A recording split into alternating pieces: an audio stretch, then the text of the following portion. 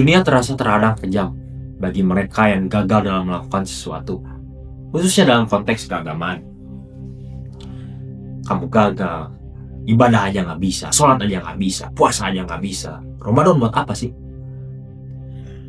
Terkadang kita terjebak dalam rasa takut bahwa pintu langit akan tertutup bagi orang yang seperti saya, terjatuh dalam lubang kemaksiatan.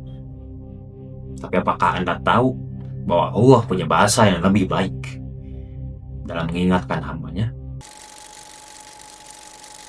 Ada satu momen yang saya ingat pada Ramadan kemarin, tidak tahun kemarin, tapi ya, you get my idea. Saya ingat, saya berdiri di depan saf terdepan ketika malam puasa pertama melakukan sholat tarawih. Ketika saya bersiap melakukan sholat tarawih, di situ saya berniat, saya akan berubah. Tahun ini akan berbeda. Saya benar-benar percaya akan niat itu, dan saya niat banget. Tapi pertengahan Ramadan, saya duduk di kamar, puasa batal.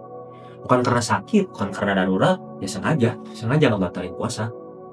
Terkadang bagi saya Ramadan itu terasa seperti menahan lapar saja, gak ada yang spesial. Terkadang saya juga merasa bahwa dahi saya sangat berat untuk sujud dalam sejadah. Terkadang saya juga merasa bahwa saya ini adalah penumpang gelap di dalam bulan suci ini, seseorang tidak pantas. Dan untuk pertama kalinya, saya merasa kedua tangan saya sangat berat untuk diangkat, untuk berdoa. Karena saya tidak tahu memasang muka apa ketika saya berhadapan dengan Allah.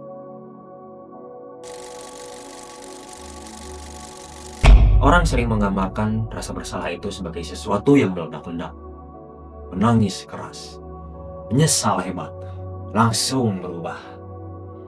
Tetapi rasa bersalah saya itu lebih seperti yang diam. Sesuatu yang diam di sudut hati Anda dan gak pernah pergi. Ketika saya wudhu, dia ada di sana. Ketika saya sholat, dia ada di sana. Ketika saya beribadah, dia ada di sana. Berbisik pelan. Kamu masih sama seperti yang kemarin. Dan yang bikin rasa bersalah saya lebih hebat itu adalah kenyataan bahwa ini bukan yang pertama. Saya pernah bertaubat sebelumnya, saya pernah berjanji sebelumnya, saya pernah berniat untuk berubah sebelumnya, berulang kali. Tetapi saya juga melakukan dosa yang sama, lagi dan lagi dan lagi, berulang kali. Ada rasa yang sangat sulit untuk saya jelaskan ketika kamu mohon ampunan kepada Tuhan atas dosa yang sama untuk kesekian kalinya. Rasa malu yang saya rasakan itu sangat sulit untuk didefinisikan. Bahkan mengangkat tangan saya untuk berdoa pun sangatlah sulit. Karena saya malu. Ibarat kamu mengetuk pintu seseorang yang sering kamu sakiti. Apakah kamu yakin pintu itu akan dibukakan? Suatu malam, saya sedang sibuk scrolling Instagram dan saking asiknya, waktu menunjukkan pukul 10 malam. Saya tahu betul pada saat itu saya belum sholat Isya. Dan saya memilih untuk tidak sholat Isya. Kenapa? Karena muncul bisikan di kepala saya yang masih saya ingat sampai saat ini. Buat apa sholat Isya? Kamu udah melakukan dosa yang sama berulang kali. Lagi dan lagi.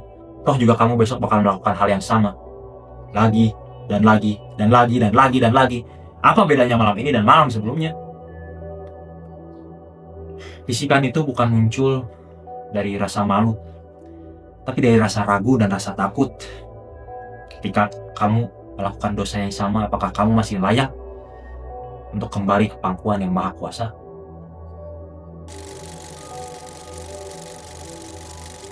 Akan tetapi, saya tahu bahwa itu adalah hal yang salah. Bisikan setan. Dan pada malam itu juga muncul perubahan dari dalam diri saya. Tapi tidak dalam cara yang indah.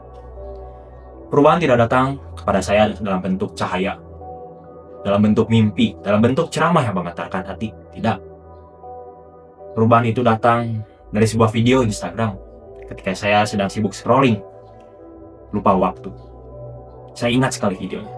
Video tersebut adalah dakwah yang menunjukkan arti surat Az-Zumar ayat 53. Wahai hamba-hambaku yang melampaui batas terhadap diri mereka sendiri, janganlah berputus asa dari rahmat Allah. Sesungguhnya Allah mengampuni dosa-dosa semuanya.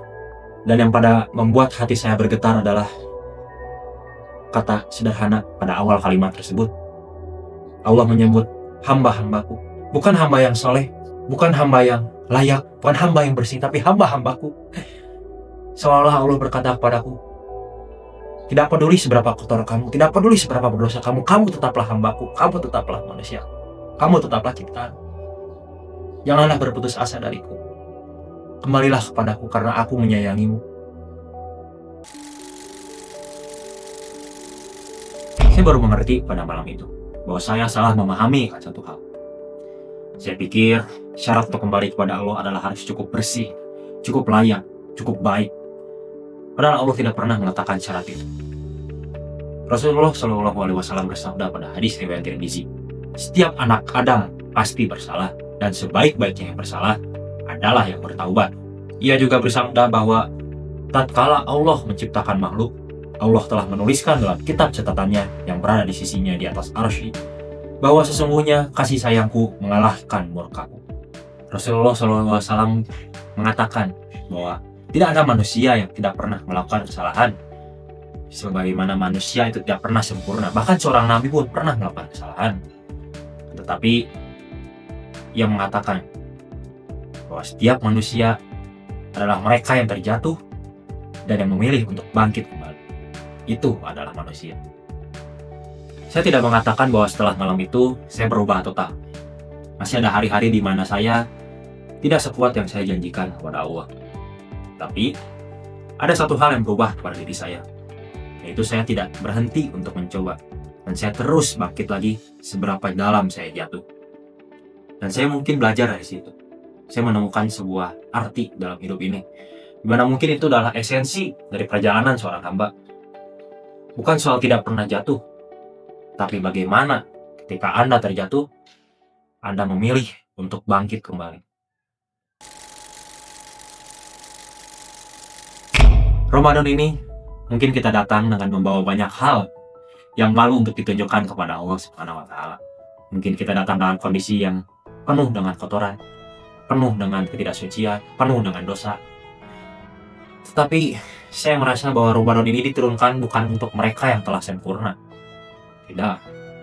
Dari perjalanan hidup saya merasa bahwa Ramadan ini diturunkan bagi mereka yang masih di tengah perjalanan, yang masih belajar, yang masih terjatuh. Maka izinkan saya menutup video dakwah ini bukan dengan kata-kata, tapi dengan pertanyaan langsung oleh Allah Subhanahu wa Ta'ala dalam Al-Quran, Surah Al-Maidah ayat 74. Mengapa mereka tidak bertobat kepada Allah dan memohon ampunan kepadanya?